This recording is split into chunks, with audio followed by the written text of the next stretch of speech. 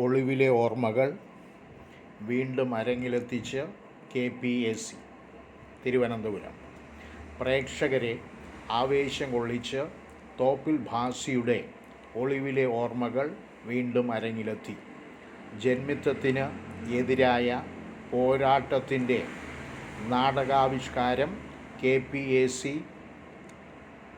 വജ്രജൂബിലി ആഘോഷത്തിൻ്റെ ഭാഗമായാണ് വീണ്ടും അരങ്ങിലേറിയത്.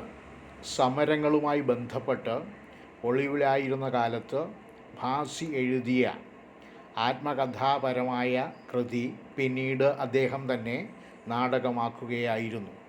90കളിലാണ് ആദ്യമായി ഒളിവിലെ ഓർമ്മകൾ സ്റ്റേജിലെത്തുന്നത്.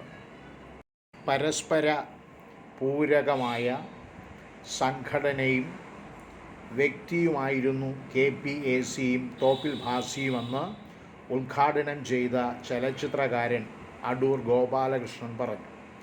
KPAC പ്രസിഡന്റ് ബിനോയ് വിശ്വം അധ്യക്ഷനായി. തോപ്പിൽ ഭാസിയുടെ മകൾ മാല എഴുതിയ തെളിച്ചമുള്ള ഓർമ്മകൾ മന്ത്രി GR അനിൽ പ്രകാശനം ചെയ്തു.